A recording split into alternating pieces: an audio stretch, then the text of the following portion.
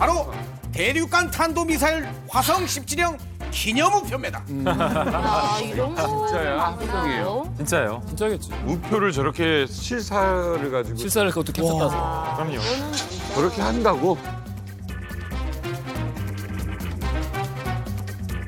이번에 북한이 공식적으로 공개했고 이번에 기념우표가 8장 나왔어요. 근데 이 중에서 5장의 우표에 주해가 들어가 있어요. 북한에서 지금 이걸 통해 가지고 뭔가 세습 구도를 만들어 가고 있다.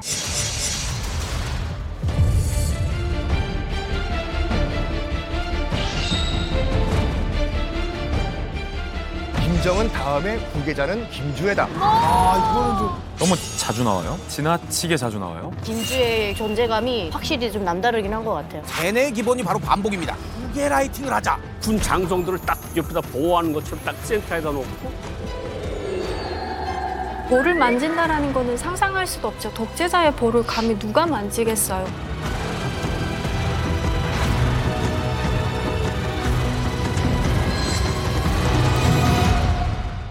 아니 사실 이 김주애가 처음 나왔을 때는 약간 좀 엄마랑 정말 똑같이 생겼다. 막 이렇게 생각했었고 두 번째 나왔을 때는 나이보다 생각보다 좀 크네. 크다. 그리고 이제 그 다음에 이제 어느 순간에 김정은 옆에 딱 자연을 찾아오고 있더라고. 그러니까 이거 갑자기 이렇게 금방금방 크더라고. 또 그럴 때이기도 하지만. 근데 점점 존재감이 커지고. 그러니까 처음엔 그냥 딸이네 했다가 계속 나와? 라고 하기도 하고. 이게 김부자 시대가 아니라 김부녀 시대가 요즘 더 이슈 주목을 받고 있어요. 그래요. 계속 나와요. 그래서 이 3대에 이은 북한의 4대 세습 구도가 조금 더 선명해지고 있는 것이 아니냐라는 이야기들이 나오고 있는데요. 자, 그래서 특급 휴민트 오늘 모셨습니다. 오늘 이 녹화를 위해서 비행기를 타고 여기 오셨습니다. 어제 도착하셨다고 들었어요. 자, 일본 아사히 신문의 마키노 요시히로 기자님.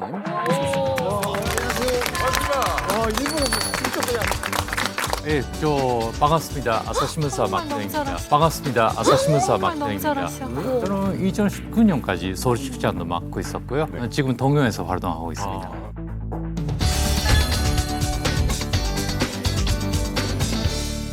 어린 딸을 계속해서 이 공식 석상에 데리고 나와서 공개를 하는 이유가 무엇일지 굉장히 연일 주목을 끌고 있는데요. 이야기 속으로 좀 깊게 들어가 보겠습니다. 다들 이 주애를 왜 공개할까 이렇게 시끌시끌하는데 이 아빠 마음은 이제 다 똑같습니다. 아빠 마음이다. 저도 이제 딸 바보입니다. 그럴 수 있어. 아니 이렇게 예쁜 우리 주애를 자랑하고 싶어가지고 내가 그 얼마나 혼났는지 아십니까? 예? 그래서 그 열병식에 처음으로다가 데리고 와가지고 기념 촬영을 했던 겁니다. 그 말이 나왔으니까 이 레드칼펫을 밟는 우리 주의 모습 한번 봐야 되겠습니다. 영상 한번 틀라.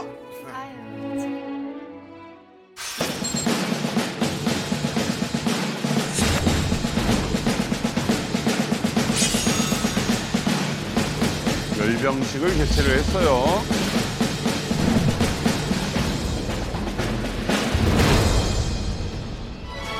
조선노동당 총기서이시며 조선민주주의 인민공화국 국무위원장이신 경의하는 김정은 동지께서 사랑하는 자제분과 이설존 여사와 함께 광장에 도착하셨습니다.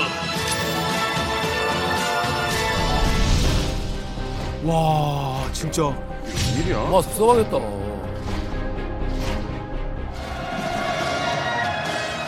조선노동당 중앙위원회 정치국 상무위원회 위원 당중앙위원회 비서 자리 잡았습니다. 야, 이게 여기 서 있다고? 자세가 나오네, 이제 비슷하게.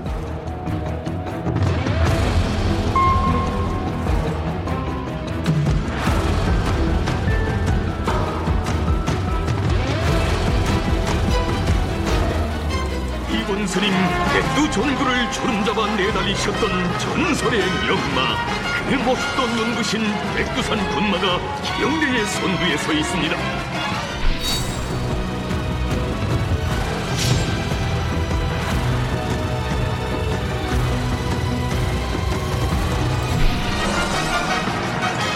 사랑하는 자제분께서 제일로 살아남시는 충마가 그 뒤를 따라 활기찬 열병의 흐름을 이끌어갑니다. 분위기 있네요. 이렇게 보니까 진짜 이상하네. 화가 난다.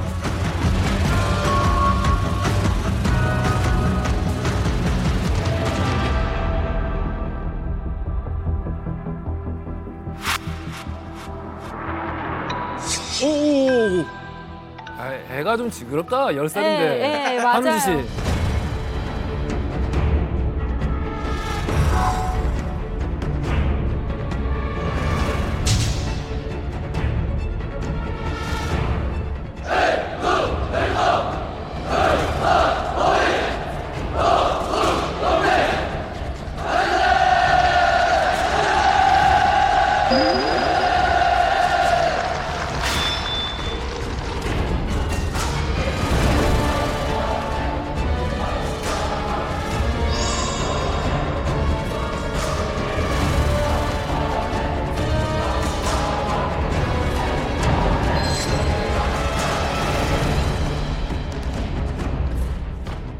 아니 진짜 이 영상 보니까 이거 진짜 이 후계자가 김주희 아니야 할 정도로 약간 좀 이렇게 나오 보이거든요. 왜냐하면 한두 번 공개했을 때는 그래. 그럴 수 있다.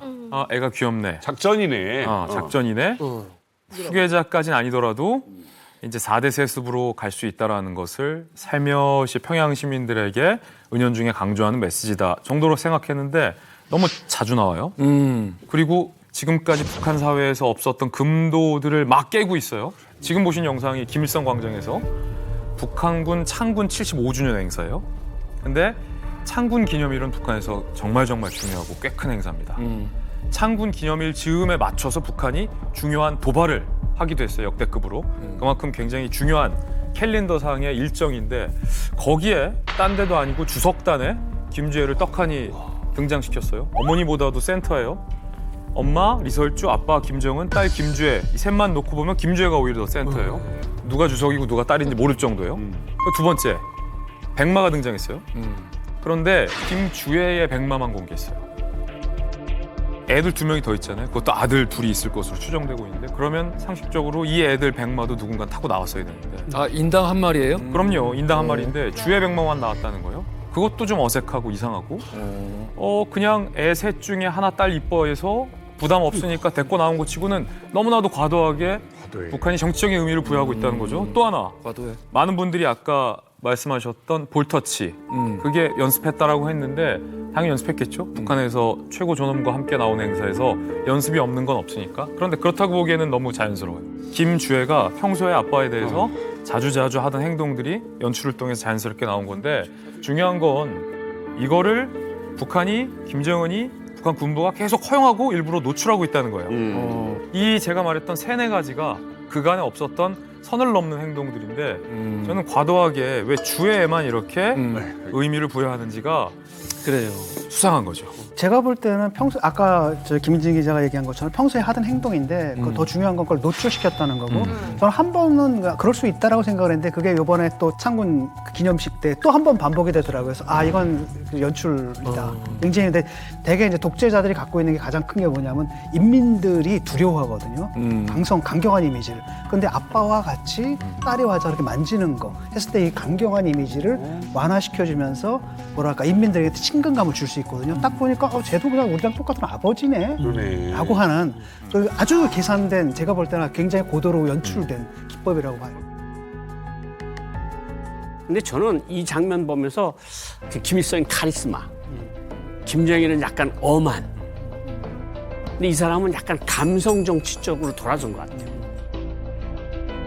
뭐 인민들 앞에서 울먹울먹하면서 뭐 손수건으로 닦기도 하고 뭐 인민들한테 고맙다고도 하고 딸을 이렇게 들고 나와서 이렇게 하는 거 보면 감성 정치로 사람들을 좀 휘어잡으려 하는 그런 모습이 아닐까 이런 생각이 들었습니다. 북한 주민들이 옛날하고 비교했을 때 당에 대한 충성도, 지도자에 대한 충성도가 현저하게 떨어져 있단 말이에요. 네. 근데 이런 걸 어떻게 다시 잡을까 싶으면서 이제 김주혜를 짜잔 등장을 또 시킨 것 같아요. 예. 근데 이게 볼을 만진다라는 거는 상상할 수도 없죠. 독재자의 볼을 감히 누가 만지겠어요. 공개적인 장소에서. 아마 이거는 사전에 연습을 했을 것 같아요. 근데 과거 북한 주민들이라면 김주혜가 아빠처럼 생각하고 볼을 다정스럽게 만졌네라는 생각을 하는 것에 그치는 게 아니라 요즘 북한 사람들은 저것도 다 쇼구나. 쟤네가 또 우리한테서 뭔가 마음을 빼앗아 가려고 저런 생쇼를 하는구나라는 걸 북한 주민들이 알고 그거에 대한 원한이 더 요즘은 상당할 것 같다는 생각이 들어요. 저도 저거 보면서 김주혜를 가운데 세운 게 좀 충격이었어요. 왜 김주혜를 가운데 세웠을까를 생각해 보니까 김정은 정권에 들어서 새 세대에 대한 강조를 굉장히 많이 했거든요. 그 말은 지금 새 세대들의 충성도가 예전 같지 않으니까 뭔가 이 자식을 내세움으로써 아직도 우리는 나라의 왕을 아이돌로 생각한다. 뭐 이런 이미지를 보여주려고 하는 건지 아니면 김일성 때처럼 김일성은 그래도 설맞이 공연에 나와서 아이들을 품에 끌어안는 모습도 많이 연출해냈거든요. 그러면서 자기의 독재자의 이미지를 순화시키는데 어떻게 보면 아이들을 이용한 지도자였어요. 김정은이 다시 할아버지 때 이미지를 끌어다 쓰려고 독재자의 이미지를 좀 부드럽게 하는데 이 아이를 사용하는 게 아닌가라는 생각도 들어요. 다른 거보다 저는 놀란 거는 박수 칠 때인데요. 만약에 연기로 보자면 그 박수 치는 거는 표정하고 박수 자세는 조금 연습이 된 게 아닌가. 그러니까 애들 보통 뭐 이렇게 치거나 그렇죠. 그럴 수 있잖아요. 근데 자세 만든 거는 좀 설정이 된거 공주수 아닌가. 받았겠죠. 받았을 네. 아까 말씀하시는데 저도 그 젊은이들은 많이 그 위식한 것 같습니다. 근데 그러니까 북한은 원래 그 자기 제고 지도자가 어떻게 하면 존경받을 수 있을까라는 거를 많이 위식한 바가 있었어요. 그러니까 제가 20년 전에 들은 바가 있는데 뭐 북한 사람들은 요즘에 진짜 태국이나 일본이나 영국에서 자주려고 뭐 여러 가지 분주하고 있다는 이야기 들은 바가 있거든요. 근데 뭐 그 잡고 있냐고 물어봤더니 그 왕실이 어떻게 하고 있는지 그러니까 그 사진 보여주고 거기 앞에서 정말 여러 가지 그 꽃다발을 바치거나 그 인사하거나 그런 거 있으니까 우리도 그런 거 도입하자고. 정말 2000년대 초반에 실질적으로 태국엔 사람들이 가서 태국 왕실이 어떻게 운영되는지 그리고 일본 왕실에 대한 자료를 수집하고 영국 왕실에 대한 자료를 수집하고 이건 김정일이가 말을 하기 전에는 이게 힘든 거예요. 그러니까 이번에도 아까 열병식 할 때 결사, 보위, 백두, 혈통이라고 하잖아요.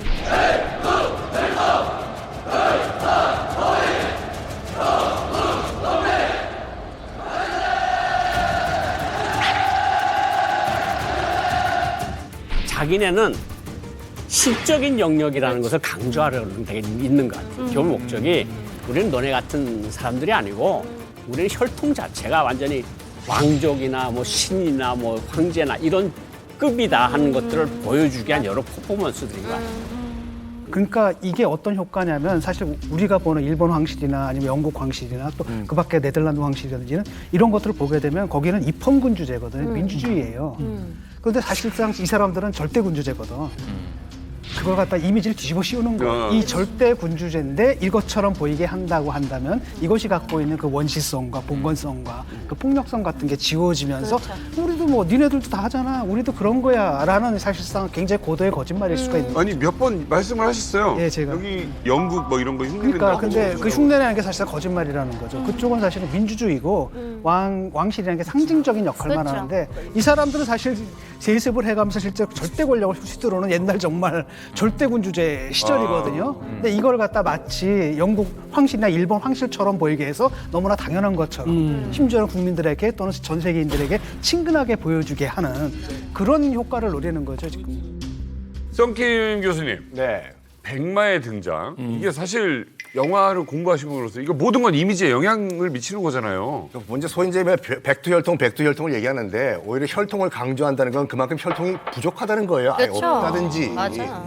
뭐 이제 백두혈통이라는 표현 자체가 이제 김정은 시대 때부터 이제 공식화가 됐는데 솔직히 딱 말해가지고 김정은 같은 경우에는 백두혈통이라고 하기엔 뭔가 많이 부족한 게 많잖아요. 많이 부족하죠. 아버지 같은 경우에는 김정일은 러시아에서 태어났고 하바롭스키에서 어머니는 고용이 또 제일교포 출신이고 그러다 보니까 백두혈통에 집착을 하게 되는데 그러니까 백두혈통의 상징이 무엇인가? 뭐 김일성이 뭐 삼지연에서 백마를 타고 뭐 항일 전투를 했다.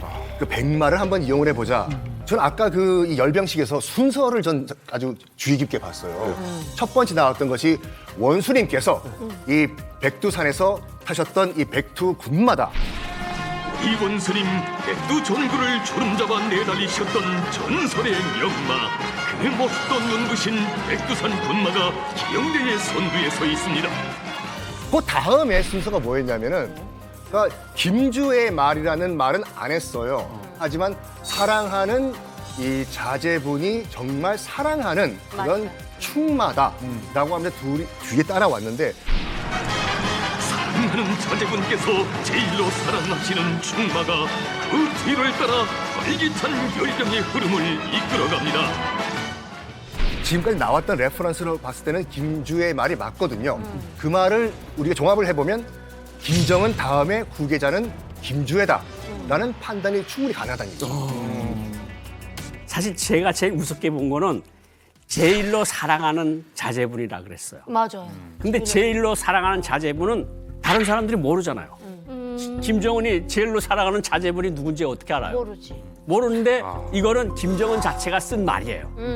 그러니까 이걸 제일로 사랑하는 자제분 나올 때 자식이 셋이 있어도 역시 제일 이쁜 건 딸이구나. 이거는 틀림없어 보여요. 딸이어서. 열병식 그 행사 하기 전에 찍은 이 가족 사진도 공개됐는데요. 한번 보시죠. 와. 이게 사실 요즘 야, 중앙이네, 중앙에 진짜로. 딱 센터에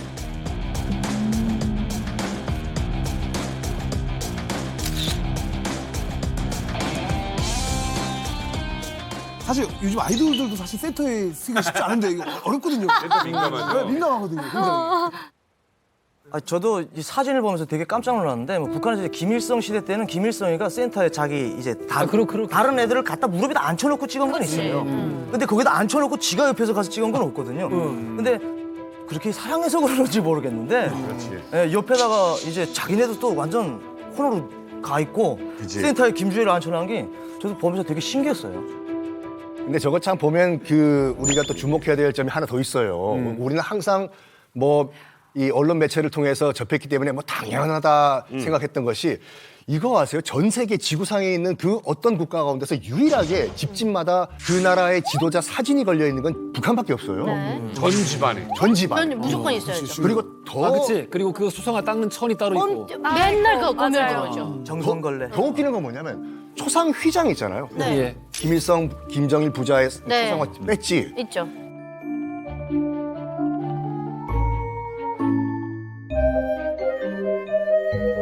이거 안 달면 안 되죠. 안 달면 안 되죠. 안 달면 안 되죠.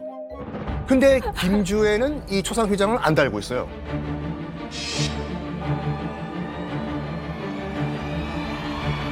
유일하게 이 초상 휘장을 안 달 수 있는 사람은 김일성, 김정일 본인들. 오영환 박사님, 이게 무슨 뜻인가요, 이거?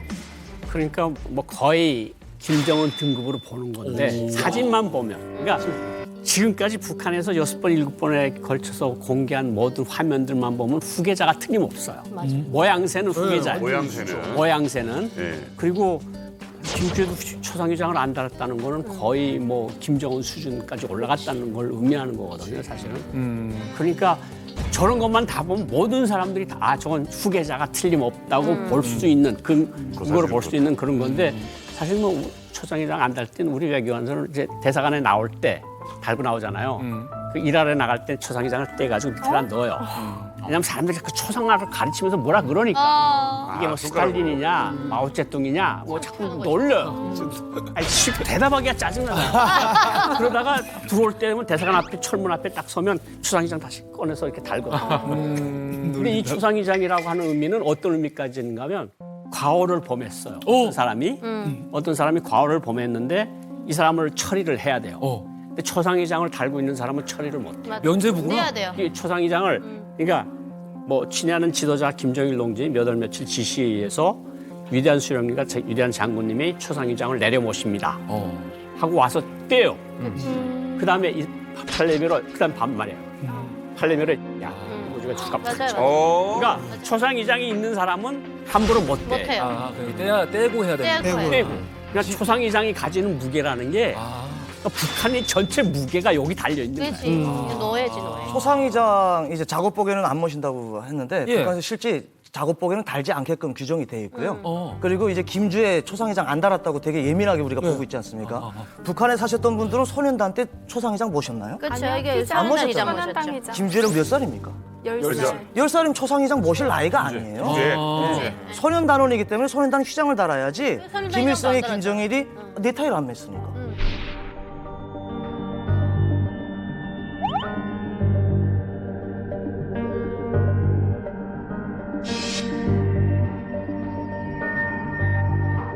그러니까 그게 초상회장 달 나이가 아니기 때문에 한다는 거예요. 우리 얘기 안 했어 이 사람이. 달 나이가 아니기 때문에. 이게 혼자 알고 있다는 거지. 자랑하면서 이제 12살 돼서 초상회장을 다느냐 안 다느냐는 12살 되면은 초상회장 다는지 안 다는지 그때 볼 수가 있는 거죠. 이게 되게 중요한 지적인데 이거는 그 썬킴이 틀린 게 아니라 워싱턴 포스트가 분석을 했는데 썬킴 교수님도 비슷한 분석을 해준 거예요. 그러니까 소년단 나이 때문에 휘장을 안 단다라는 의미는 그러니까 일반 북한 주민들에게 해당되는 거지만 지금 이 사진 속에 나온 김주애가 나이가 어려서 휘장을 달지 않았다가 아니라 북한 사회에서 이 휘장 초상을 안 달 수 있는 몇몇이 있는데 그건 리설주가 안 달았고 나이 불문하고 리설주 김정은과 같은 동급으로서 휘장을 달지 않았다라는 사실을 워싱턴 포스트가 주목하면서 사실 후계자설 제일 먼저 제기한 게 외신 중에서 워싱턴 포스트거든요. 그 아까 지금 김주애 가족 사진이라고 우리가 했는데 근데 이 김주애 뒤에 선 사람들 나이 지긋하신 분들이 어떻게 되냐면 총참모장, 인민군 총참모장, 우리로 따지면 합참의장이에요. 그리고 국방상, 총정치국장 이런 사람들이 김주애 뒤에 병풍처럼 섰거든요. 그럼 최고 지위에 있는 사람들이네요. 군 수뇌부들. 아니 그 진 교수님, 이 선전선동을 굉장히 중요시하는 이 전체주의 국가들이, 전체주의 국가의 지도자들이 이런 식으로 자기 가족을 미디어에 자주 노출시킨 적이 있나요? 없죠.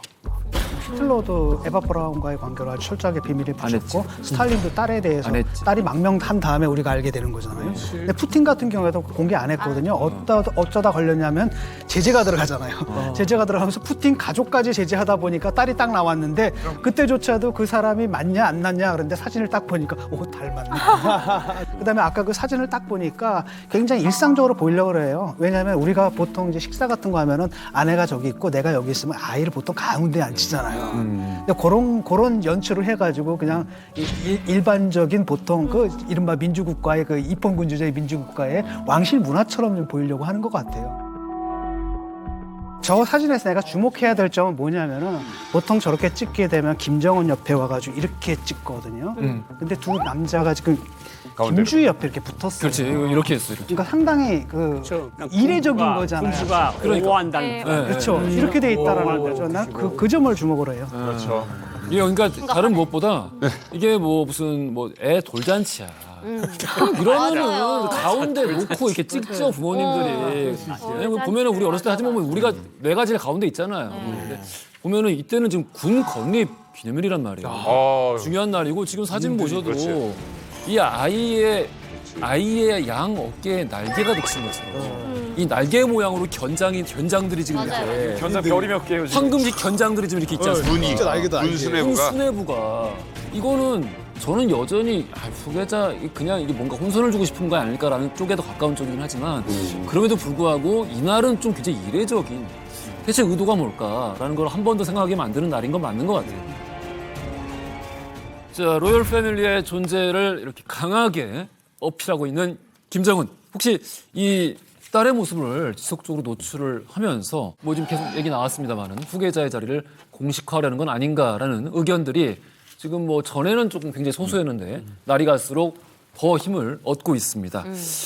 이렇게 후계자로 자연스럽게 우리식으로 말하면 주며든 김주애가 후계자로 주며든 그런 과정이 아닐까라는 말들을 하고 있는데 여러분들 의견 한번 들어보겠습니다. 이 남조선에 이런 말이 있습니다.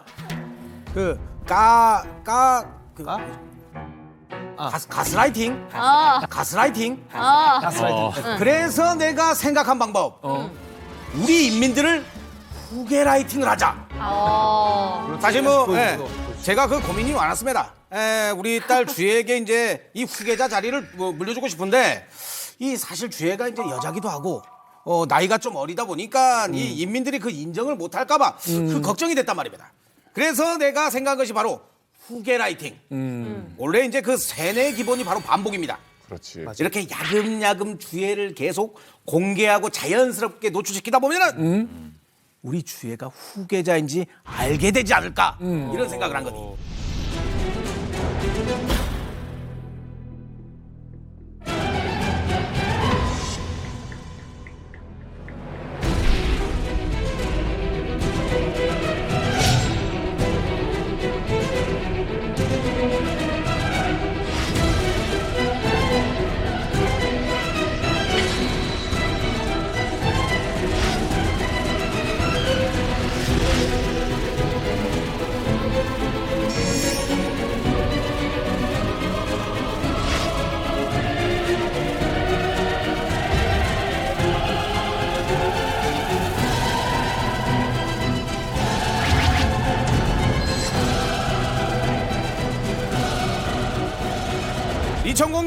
2022년 12월 18일에 우리 주해를 처음으로 공개했지 않겠습니까?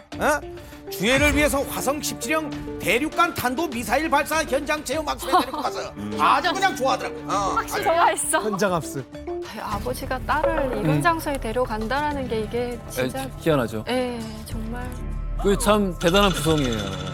대단한 현장 구성. 학습입니다. 아니 근데 이건 좀 진짜 이례적인 것 같아요. 왜냐면 김정 1위 후계자 수업 받을 때 권총을 뭐 사격하고 이런 것들을 했대요. 뭐 연구실에 들어가서 나중에 이제 다 되고 보면 그러면 어쨌든 군수 통제권을 주겠다라는 마음인 건지 어떻게 저런 장소에 이게 딸을 뒤에 있는 게 연필이 아니잖아. 아니죠. 얼마나 무서운 거야. 센터에다가 하얀 입혀가지고. ICBM이 병풍이 되어버렸어요 그냥.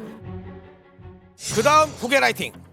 화성 17형 성공기념 단체 사진 찍는 날인데 우리 주혜랑 나랑 올블랙 커플룩을 입고 등장했지 않습니까? 이때까지는 아주 뭐 그냥 그래도 세련미가 철철 넘칩니다. 보시라고요. 첫 사진에서는 진짜 애 같았는데 요거는 조금 아유, 좀 나이 아주 들게 진짜로. 성숙미가 나게 점점 꾸몄어요. 자연스럽게 막 연기를 하는 거야. 9살, 10살이. 아니 그리고 뒤에 저렇게 박수 치고 있는데 누가 김정은을 뒤에서 어깨 쳐가지고 불러내고. 그러니까 표정도 봐 저거. 저 김정은에게 가서 말하는 사람들 보니까요. 무릎 꿇고 이렇게 하고 말해요. 맞아요. 입냄새. 다 이렇게 하고 말해요. 맞아요.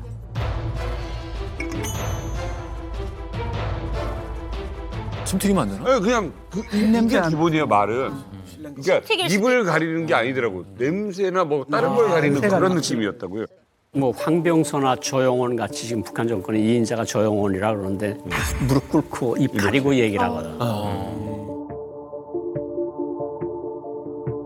근데 저건 뭐 진짜 냄새가 달달한 냄새가 나겠지 딸 입에서는. 그쵸. 뭐 저기 사진이 지금 김주한테 포커스가 맞춰졌잖아요. 맞아요. 아버지 이렇게 돌아다보고 있잖아요. 네. 그러니까 저게 딱 포커스가 맞춰져. 맞아요. 의도적인 거예요. 그래도 이뿐만이 아닙니다. 이 남조선에는 새해 첫날 연예인 열애 기사가 이제 국룰이라 하길래 우리는 이제 노동신문 일면에다가 이렇게 사진 한번 내봤습니다. 어떻습니까?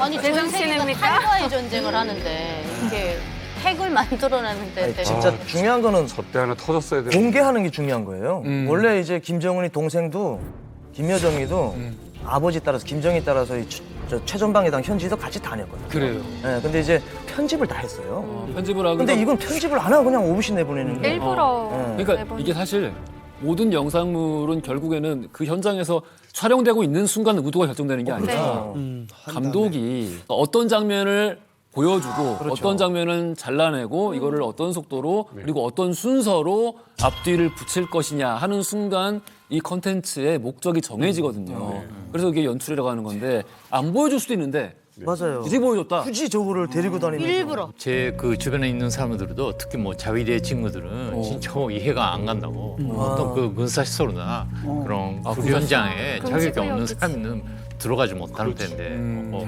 무슨 말이냐고 이해가 안 간대요. 우리 열병식 이후에 내가 고민하다가 이 주혜를 데려간 곳이 바로 우리 아버지 김정일 생일맞이 행사에도 한번 데려가 봤습니다. 아니 사진이 이런 경우가 있어요? 난 김정은이 가운데 서 있는 사람인 줄 손 알았어요. 벌리고 박수 치려고 하는데 아니더라고 가까이. 김정일 생일이 이제 광명설절이라 그래요. 북한에서는. 그 다음 날은 2월 17일 날에 이제 내각 축구 선수단하고 국방성 축구 선수단하고 축구를 해요. 예. 축구를 하는데 축구를 하는 게 보면서 뭐 골을 넣었는지 막 그러니까 좋아하는가 본데 예.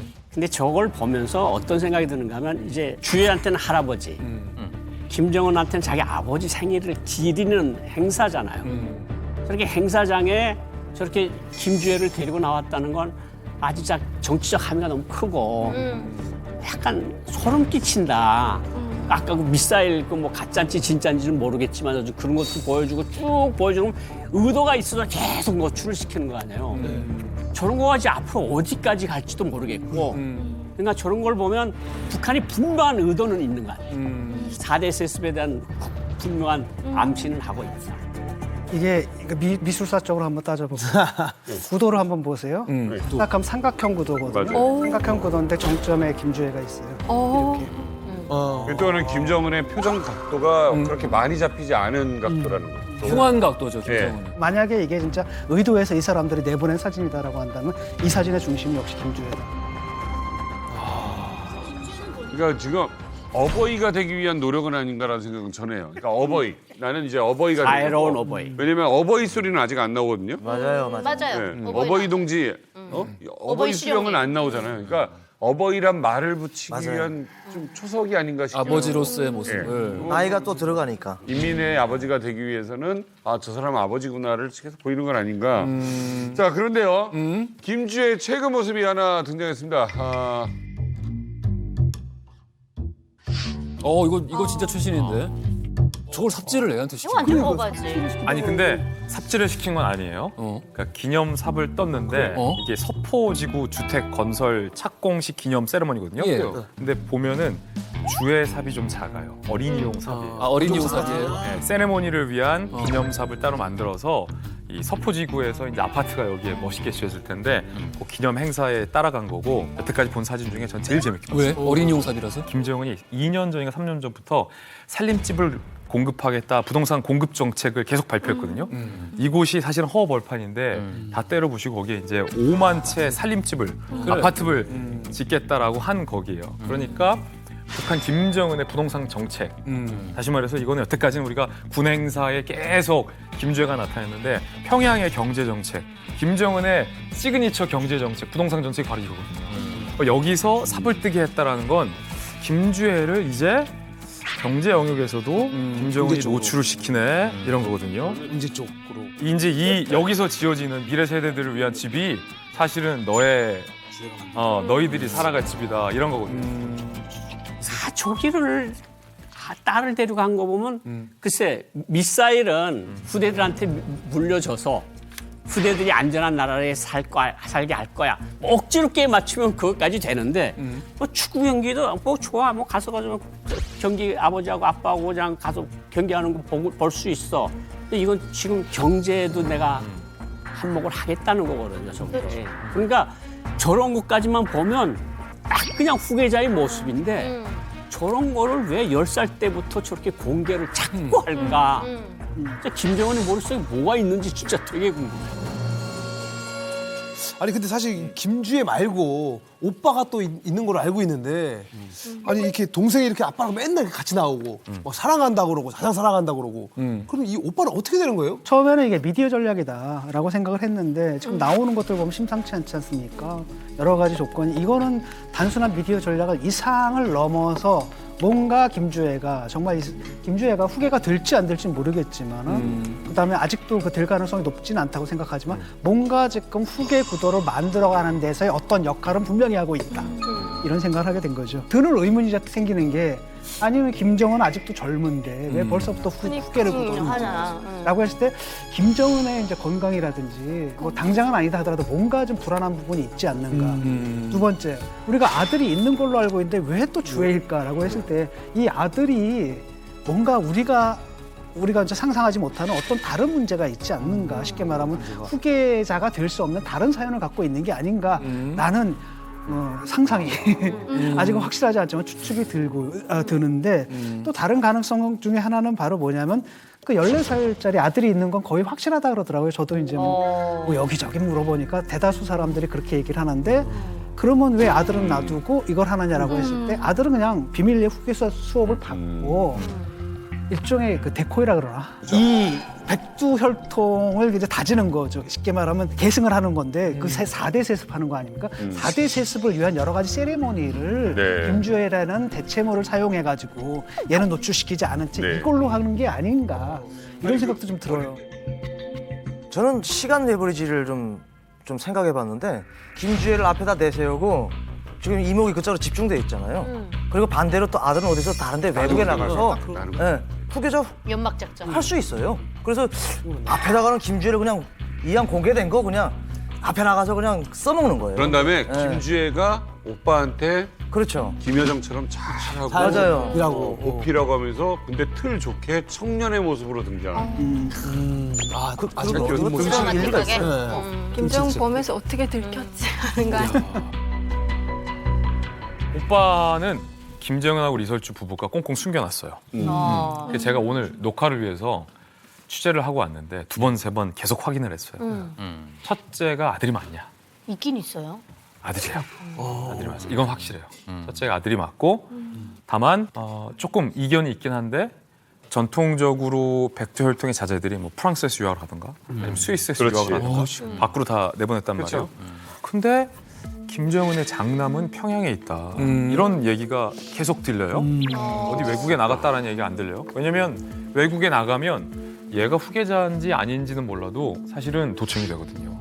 국제 전화를 하는 데서 다 도청이 그럴 되고 수 있죠. 해외에 우리 정보 라인이 많기 때문에 비단 우리뿐만 아니라 뭐 일본도 굉장히 정보력이 있으니까 미국이나 정보기관이 다 동태를 파악하고 있단 말이에요. 김정은도 후계자 지목되기 전에 해외에서 어떤 생활을 했는지 우리 정보기관이 알고 있었습니다. 그런데 이 해외에서 걸리는 게 없다 이런 제가 얘기를 좀 들었거든요. 그래서 첫째 장남은 평양의 어디 은신처에서 후계자 수업에 들어가고 있다. 뭐 이런 얘기도 좀 들리고 이건 좀 가능성이 낮아 보이는 설인데 지금부터 얘기해 주는 건 예를 들어서 이름이 뭐 김주은이다. 첫째 아들 이름이. 예를 들어. 이런 설도 돌았는데 확인 안 되는 얘기고. 그리고 또 현송월하고 김정은 사이에 혼의 아들이 있다. 이런 소문. 이건 진짜 찌라시. 이 소문이 제일 근데 많어. 그러니까 많아. 네, 많아서 이제 왜냐 사람들이 좋아할 만한 거니까. 그러니까 내가 이거 얘기할까 말까.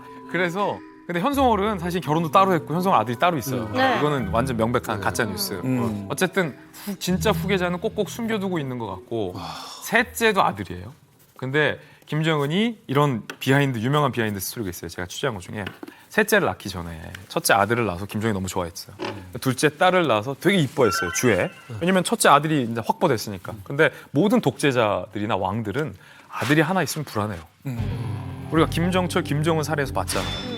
누가 나중에 후계자가 될 떡잎인지 알 수가 없잖아요. 그래서 아들 하나쯤은 더 있고 싶어서 리설주가 굉장히 스트레스를 많았는데 어느 날 리설주가 배가 불러오더니 사라졌다. 그러고 나서 리설주가 화려하게 복귀해서 굉장히 김정은과 금술이 되게 좋았다. 확인해보니 파란 유럽 고가의 아기용품들이 들어가고 있었다. 셋째도 아들이다. 라는 것까지는 좀 확인되는 정설 같습니다. 고 박사님, 방금 전에 김진 기자가 뭐 이제 몇 가지 그 설에 대해서 이야기를 쭉 했는데 이 세들이 이렇게 해외로 쭉 유학을 보통들 나간다고 이제 이야기를 했잖아요. 근데 그러면은 그때 되면은 좀 더 정보가 좀 드러나지 않을까요? 김정은이는 자기 자식들을 내보낼 이유가 없어요. 왜 그러는가 하면 김정은이가 처음에 나타났을 때 다들 놀랐어요. 누구냐? 아무런 지식을 가지고 있는 정보기관이 없었어요. 근데 스위스 유학 사실이 밝혀지면서 모든 정보기관들이 스위스에 다 간 거예요. 그래가지고 동창생 만나서 다 해가지고 평가를 내렸어요. 그러니까 외국에 이제 나가면 평양하고 커넥션이 연결이 돼요. 물품도 나와야 되고 비행기도 평양, 된장고추장 평양 걸 먹어야 될 거 아니에요. 그것도 나와야 되고 다 이렇게 나와야 되니까 그리고 뭐 현송월하고 가깝다는 이야기가 나오는 이유가 현송월이가 배우를 할 때 김정은하고 유일하게 통한 유일한 북한 여자라 그래요. 그러니까 이거를 다 들어요.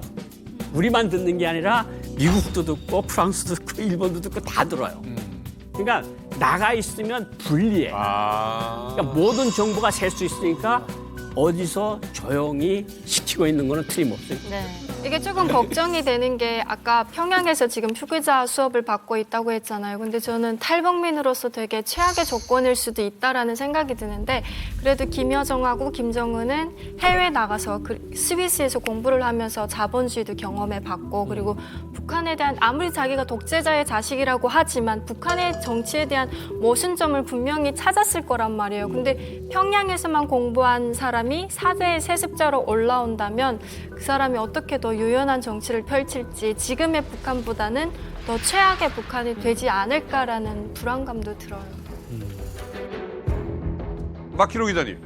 네네. 일본에서는 뭐 미사일 하나 좀 쏘고 나면 우리 뭐 잠깐 단신으로 나오거나 뭐 이 정도 나오는데 하루 종일 뉴스 하더라고요. 뭐 지금 이렇게 관심이 많아요? 북일 정상회담이 있었는지 뭐 그때부터 뭐 20년 되니까 뭐 납치 문제에 대한 관심은 많이 덜어졌고요. 그 대신에 좀 이상한 드라마 보는 느낌이죠.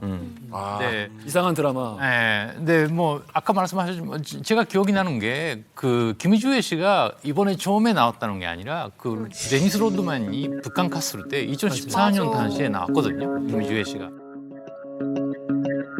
근데 저는 그 당시부터 북한 김정은이나 리서치 부분은 김주애를 좀 메스커트로 쓰려고 하는 생각이 있지 않았을까라고 생각해요. 근데 그러니까 반대로 보면 그게 후계자가 아니고 그 역시 남조선予備의 나라라서 그런 거 정으로 생각하니까 자기들을 좀 의식하는 그런 선정하는 도구로 메스커트로 쓰려고 하는 것이 아닌가. 근데 그런 거 많이 하고 있고요. 근데 이상한 드라마라고 했다는 거는 그 사람들은 자기들을 로얄 패밀리라고 선정하고 싶은데 그 사람들 그 북한 사람들은 그 잊어버리고 있는 게 역시 로얄 패밀리는 노블레스 오브리주가 필요하거든요. 역시 그런 걸 뭐 자원활동이나 그런 걸 해야 하는데 그건 전혀 안 하잖아요. 그러니까 김주애는 그런 작혼식에 출석하지만 그런 북한 전년들하고 같이 노동하거나 그런 거 아니잖아요. 그렇죠. 근데 그러니까 그런 거 봐가면서 일본 사람들은 아 진짜 이상한 드라마라고 그런 느낌을 좀.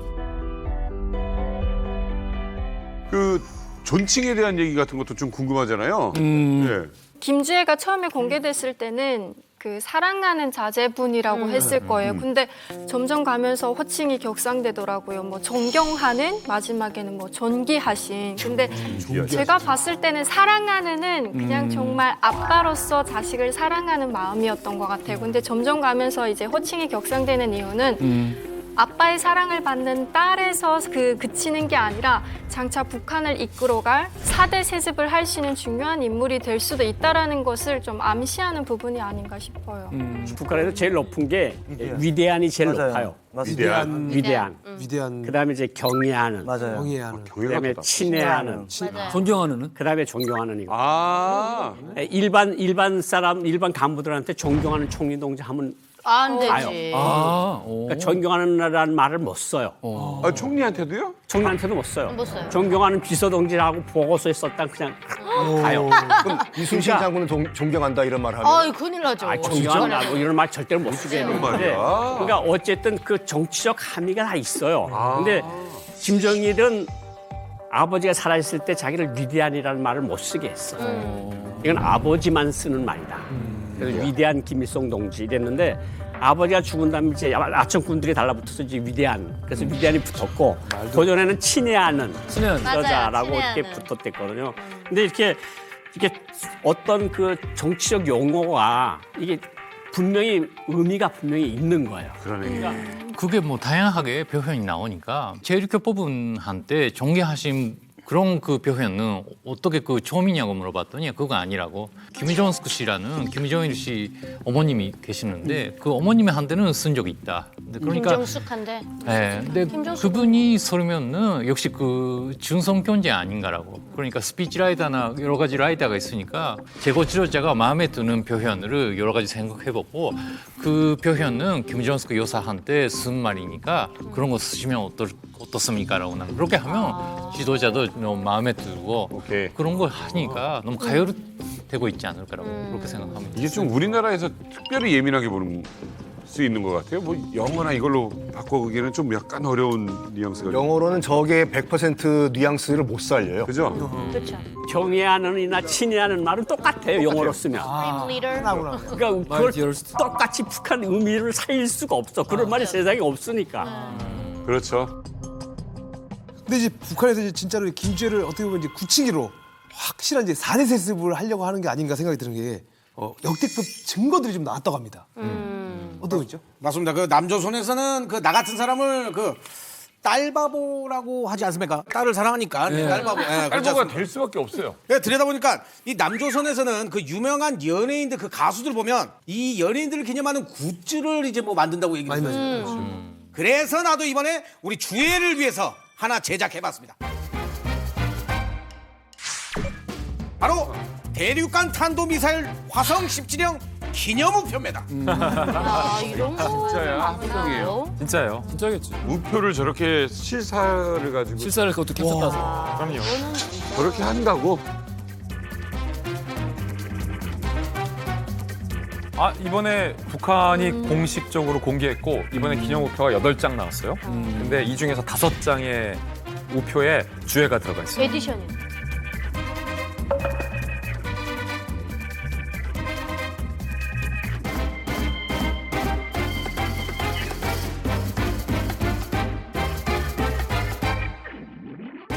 그러니까 이번 기념 우표는 사실은 ICBM 그렇구나.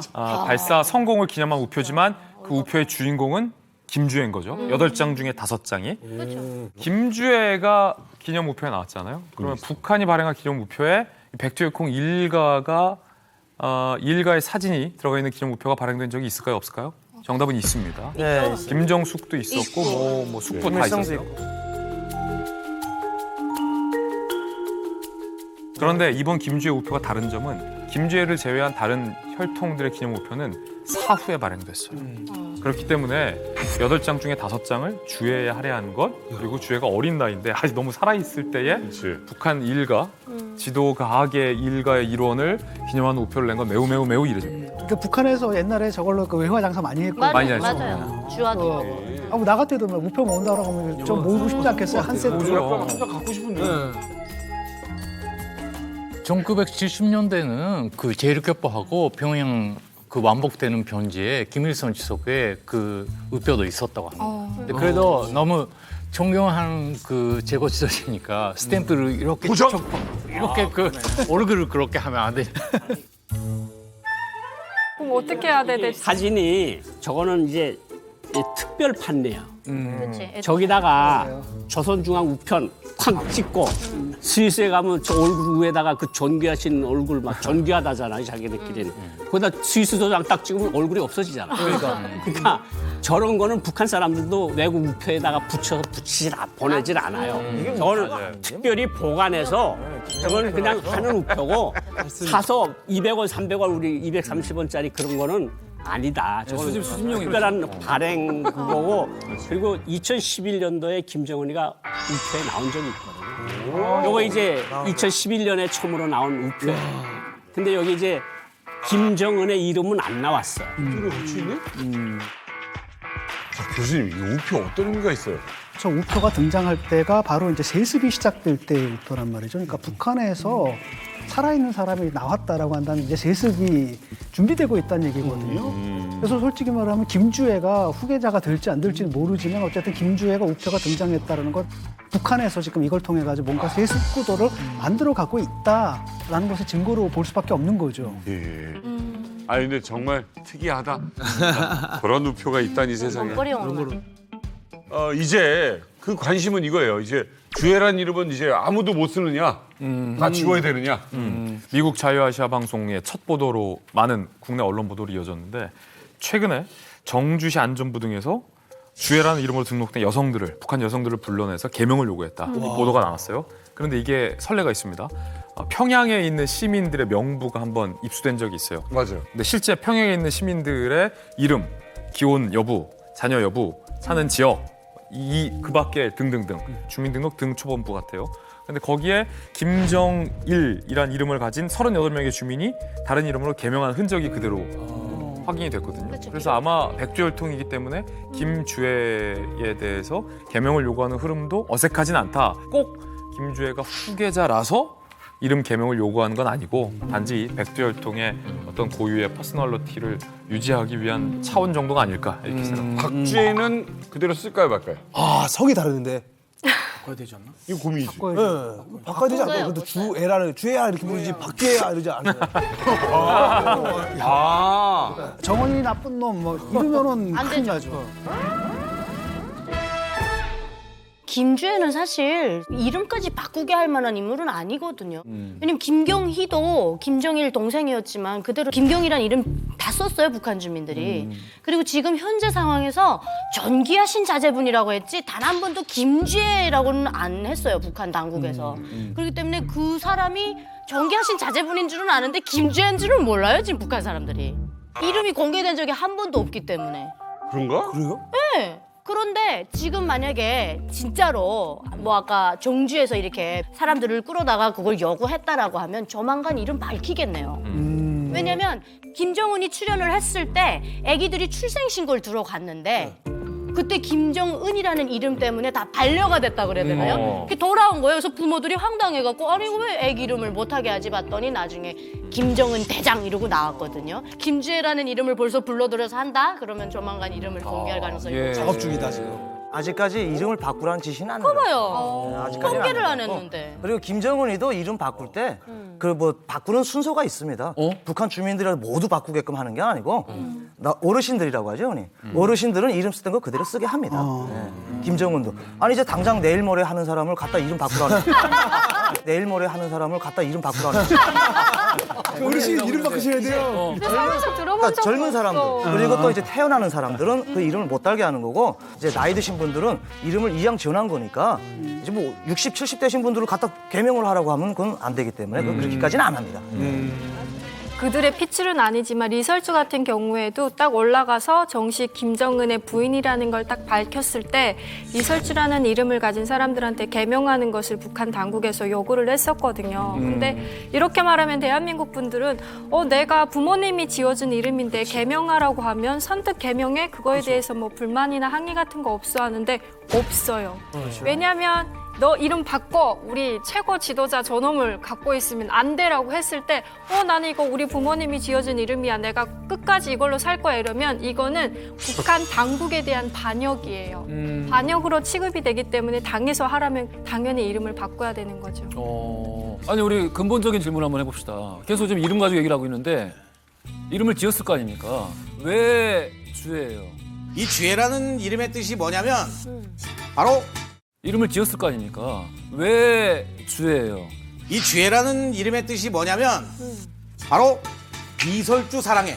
이설주 사랑해. 이설주의 가장 끝에 있는 그 주자에 사랑의 애자를 붙인 겁니다. 맞아요. 이게 바로 그 윤화동무. 아니 이 정도면 그 남조선 남정네들보다는 그 좀 더 사랑꾼 아닙니까? 너무 성령이 지었어요. 말 된다. 리설주 사랑에서 주. 내가 그 북의 최수종이야. 북한의 철수정이네요.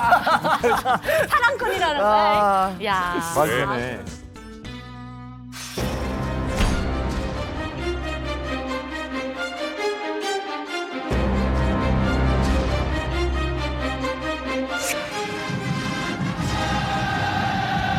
조선노동당 총비서이시며 조선민주주의인민공화국 국민연대위원장이시며 조선인민군 최고 사령관이신 우리 당과 우리 인민의 위대한 영도사 김정일 동지께서 당장 수석단에 나오셨습니다.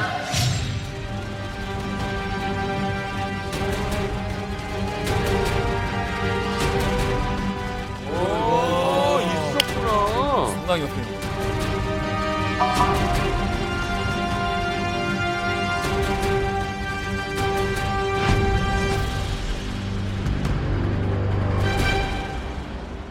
특히 이제 김정은 같은 경우는 정말 열병식을 정치적으로 잘 이용한 것이 대표적인 게 그 2020년 10월 10일 노동당 창건 75주년 열병식 때 울었잖아요. 무오류 김정은이 뭐 정말 우리 인민 부대들 정말 수고 많았다 하면서 안경 벗고 엉엉엉 울었거든요. 우리 인민군 장병들이 발휘한 애국적이고 영웅적인 헌신은 누구든 감사의 눈물 없이는 대할 수 없는 것들입니다.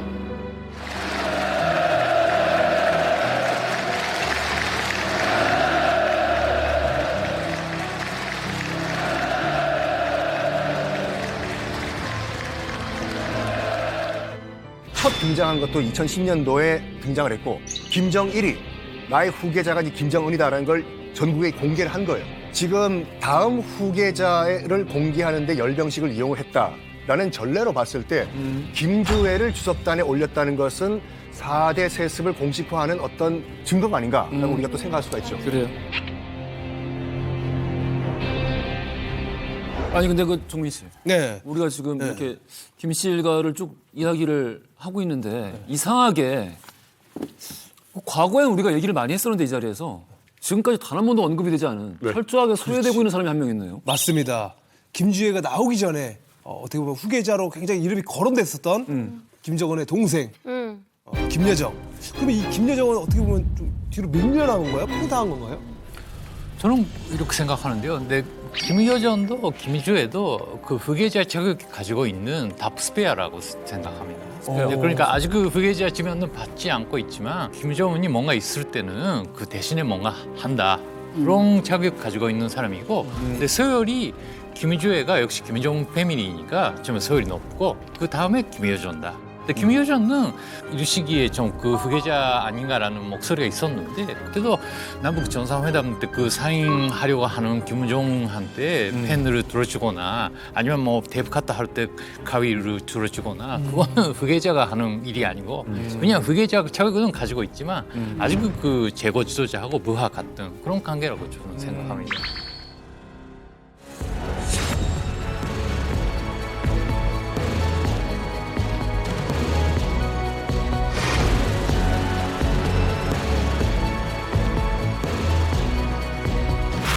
김여정 쓸쓸하겠다. 한쪽 끝에 있는. 포커스 아웃. 이야.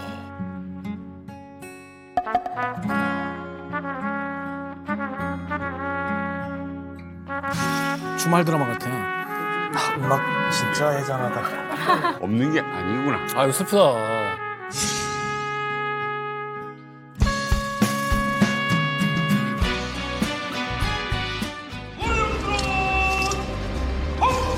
이 2월 8일이에요. 와, 이걸 또 찾아낼 거 아니야, 다들. 영접의식이 능숙히 진행되었습니다.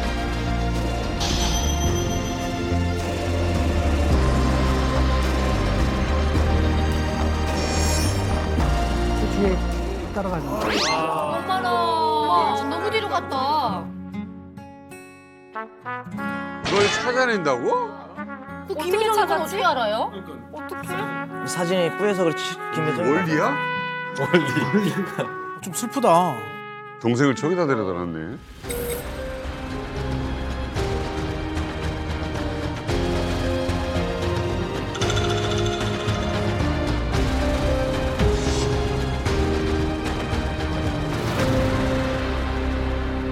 아니 원래 김정은 옆에 항상 이렇게 옆에 붙어 있었었는데 지금 저 어떻게 보면 저 구석 자리에 좀 이렇게 있게 된 앉아 있는데 본인 속이 말이 아니겠어요? 근데 그게 김여정은 실제 뭐 실세였지만 그 당시부터 북한 안에서 좀 김여정에 대한 반발을 하는 목소리도 있기는 있었어요. 제가 들은 바가 있는데 뭐 첫 번째 너무 그 눈에 띄는 행동 너무 좋아하니까 아 그게 좀 말도 안 된다고 북미 외교나 그 남북 외교나 주도했기 때문에 그거는 강경파 안에서는 그거 그 우리가 가를 길이 아니다라고 그런 반발도 있었다고 합니다. 그런 게 있기 때문에 김정 패밀리하고 김여정 패밀리는 차이가 있다.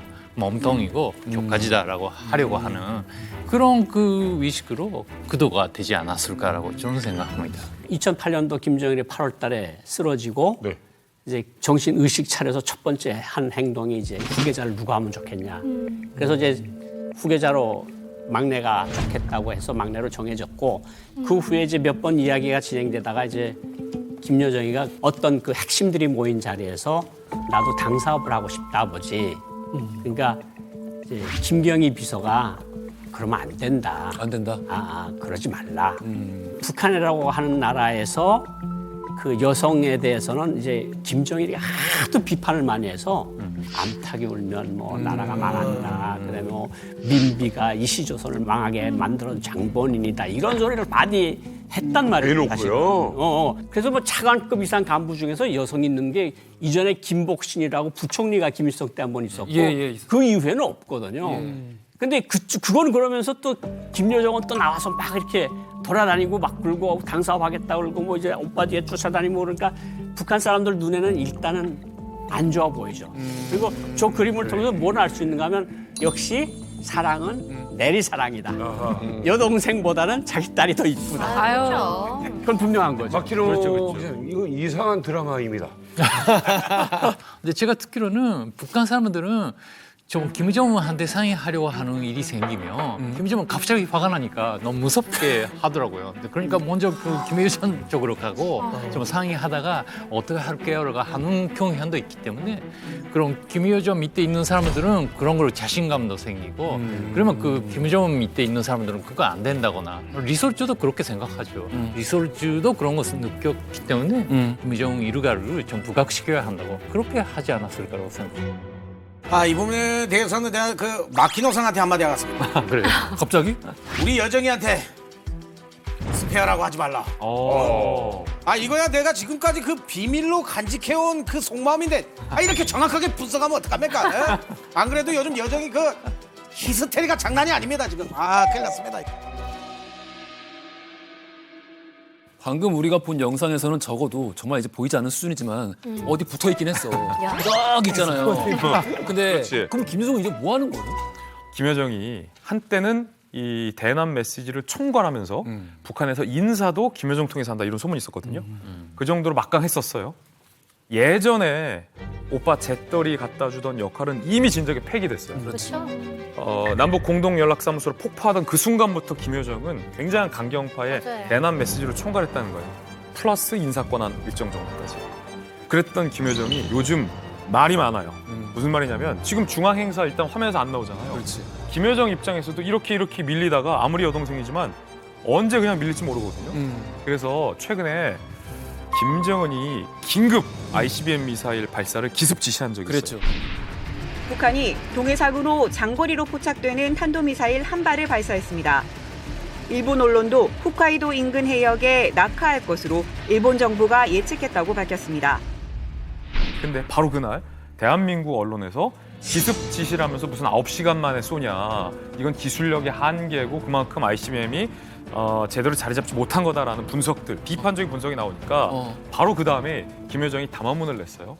바보들이기에 일깨워주는데 남조선 것들을 상대할 의향이 없다. 그냥 이러고 끝내야 되는데 말이 나와 알려주마 이러면서 우리가 늦은 게 아니라 위원장 동지의 지시가 있었는데 가장 좋은 타이밍을 재고 있었는데 마침 대피시켜야 할 시민들이 많아서 발사 현장을 정리하고 시민들을 다 피하느라 9시간이 걸린 거다. 이란 얘기네. 연세대학교 통일연구원 선임연구원을 지냈던 봉영식 교수가 이런 논평을 했는데 전 절대적으로 동의하는데 김여정의 논평은 점점 아마추어화되고 있다. 이 말인즉슨 불필요한 김정은 정권의 속내를 자꾸 본인의 논평 속에 담아낸다. 그러는 이유는 무언가 조급함이 있지 않을까요? 그게 혹시 리설주와의 보이지 않는 권력 암투 속에서 빚어진 거라면 타이밍은 맞잖아요? Why not? 아니 정확히 그런 게 방금 말씀하신 걸 느꼈던 시점이 연예인들이 어느 순간 분량이 줄어. 분량이 줄면은 자기 순서가 왔을 때 말이 길어지고 말을 세게 합니다. 너 그런 얘기를 듣고 있는 것 같은 거야. 갑자기 그 말에 원래 쓰던 말을 뭐 순하게 한 건 아니었습니다만은 거기에 비교해서도 좀 세게 하고 길게 하더라고요. 긴 말을 계속해요. 불필요한 정보들이 많이 담겨 있어요. 진짜 포커스는 뭐냐면 북한이 뭔가 계속 쏴요 지금요. 거기에 포커스를 맞춰야 돼. 김여정이 막말하면 또 ICBM을 쏘고 또 막말하고 ICBM을 쏘고. 근데 이번에 그 북한이 ICBM을 발사한 다음에 이제 우리가 또 B-1B 랜서 이른바 그 죽음의 백조라는 걸 띄웠잖습니까? 미국이 띄우고 또 우리는 그 F-35A를 띄웠는데 띄우고 난 다음에 북한이 뭘 발사했냐면 KN-25 600mm 방사포 이 단거리 미사일을 발사했거든요. 그럼 가만히 보면은 지금 그 사거리를 보면은 요걸 지금 이 평안 남도에서 동해 쪽으로 발사했는데 그걸 남쪽으로 돌리면은 어디가 딱 들어가냐면 바로 청주와 군산이 포함이 돼요. 그 말은 뭐냐면은 너희들 지금 B-1B랑 F-35A를 띄웠지. 우리나라 F-35A 기지가 청주에 있어요. 그래서 너희들이 띄우면은 우리가 이게 전술 핵무기를 방사포에 실어가지고 청주공항이랑 군산공항 날려버리겠다. 끝까지 한번 해보자는 지금 그 제스처를 보이고 있는 거예요. 이게 무서운 거예요. 이 아이가 등장하면서부터 김여정 사라졌고 현송환 사라졌지 않습니까? 결과적으로 이 엄마인 리설주와 입김이 굉장히 사졌겠죠? 그러니까 엄마가 스탠스를 아주 잘 취하고 있는 거야. 스탠스를 잘 취하고. 그러니까 현모양처처럼 싹 옆에서 그러니까 여기 딱 보고 자기 딸을 딱 세우고 있는 거 보면 이설주도 보통이 아니다. 맞아. 그리고 김여정이 저 끝에 가 있는 거 보면 두 여인 사이에 뭔가가 있다.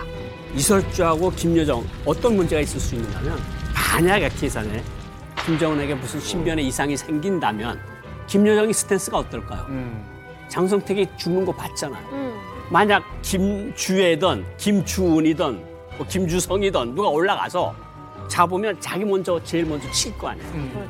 그러니까 이설주도 긴장하고 있을 거고 짧은 기간에 무슨 일이 있으면 내가 첫 번째로 견제해야 할 여성은 바로 김여정이다. 그러니까 수렴 청정을 해야 되는데 야. 요거를 치고 들어올 수 있는 가능성이 충분히 있거든요. 지금 김여정 여태 박근호 기자께서 이야기를 했는데 간부들이 까다로운 보고서를 김정은한테 올릴 때 물어본다잖아요. 심기가 어떠냐. 그건 김여정 주변에 사람이 있다는 거거든. 김여정이도 지금 머리가 아주 복잡할 것 같고 김주혜 등장으로 이절주도 복잡할 것 같고 이 싸움을 보는 김정은 마음도 어쨌든 시작은 자기가 해놨는데 뭔가 조금 이상한 구도로 굴러가는 것 같고 모든 것은 좀 더 두고 봐야 된다. 김여정도 세력이 있을 가능성이 있어요? 예, 세력이 그 장성택 세력이 분명히 있었거든요. 예. 그러니까 세력이 힘센 사람한테 반드시 옆에 사람이 붙습니다. 원래 그 며느리하고 신우이가 관계가 안 좋아요. 맞아요. 그러네. 북한도 그래요? 뭔가 이상한 드라마. 아, 북한도 그래요? 시어머니보다 시누이를 더 싫어하고 시어머니보다? 있어요. 너무 재밌잖아요. 네, 저는 그러니까 북한은 선전선동 잘하는 나라라서 우리가 보는 그 모습이 진짜 모습이 아닌 것 같아요. 그러니까 그때 그 김여정이 졌다고 하는 사람도 있고 그 김주혜가 졌다고 하는 사람도 있어가지고 근데 그런 거 우리가 다 보는 게 아니니까 좀 그런 계산하지 못하는 부분도 있지 않을까라는 겁니다. 자, 우리가 김주혜 급부상에 대해서 지금까지 이야기를 해봤는데요.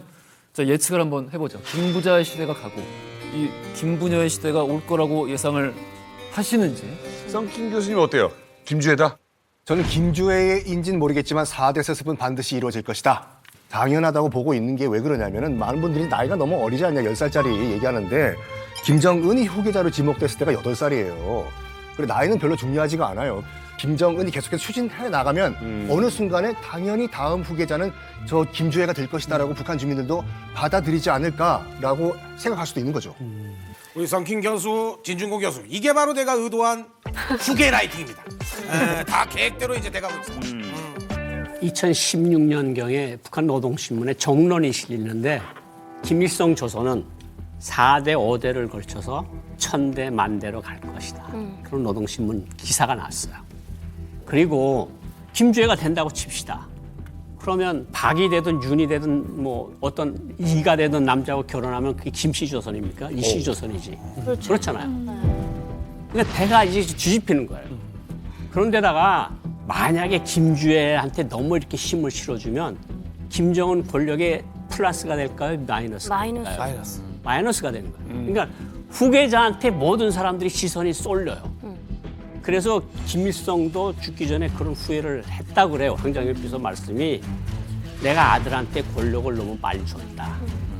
마지막에 80년대부터는 김일성이 거의 허수아비 노릇을 한 15년 하다 갔거든요.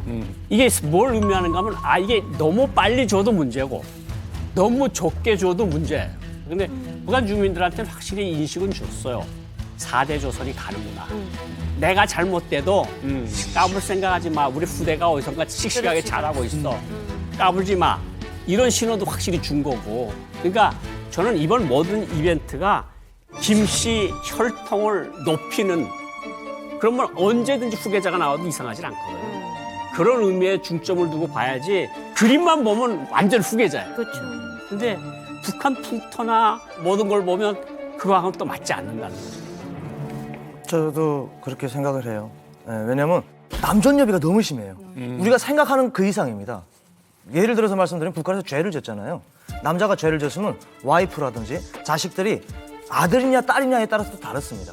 갈 때 와이프한테 남편이 죄를 졌으니까 따라가겠냐 안 가갔다면 그 자리에서 그냥 자동 이혼입니다. 아들은 데리고 갑니다. 아들은 정치범 수용소 같이 갑니다. 딸이 있다고 해서 딸은 안 데려갑니다. 정확히 남자와 여자를 정확히 구별을 하기 때문에 북한에서 이제 김주혜가 뭐 후계자로 된다. 저는 뭐 99% 안 됐다고 생각하지만 1% 김주혜가 된다고 하면 좀 좋을 것 같아요, 솔직히.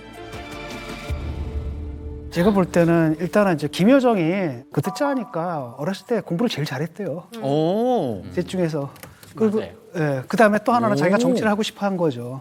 그다음에 실제로 많이 나섰고라고 음. 했을 때 혼란이 생길 수가 있거든요. 사람들은 어디다 줄 서야 되는 줄 서야 거야. 될지. 그러니까 이쪽에 서야 되는 거야, 저쪽에 서야 되는 거야. 이런 것들이 사실 권력 내외 일종의 통치 혼란을 일으킬 수가 있거든요. 그래서 이걸 일거에 해소하는 게 우리는 간다, 직계혈통으로만 간다라는 걸 좀 분명하게 해준 거고 직계혈통에 누군지는 아직 모르죠. 그런데 사실은 후계자, 진짜 후계자가 될 사람을 벌써부터 노출시킬 수는 없거든요. 준비가 되지 않은 상태 속에서. 그러는 가운데 얘를 노출시킬 수 없으니까 주회를 내세워서 일단은 직계혈통에 대한 걸 좀 분명하게 한 다음에 주회는 나중에 지금 김여정이 하는 역할을 맡길 수도 있는 그쵸, 거잖아요. 그쵸. 그래서 이렇게 보는 게 좀 가장 합리적이지 않을까. 현재까지는.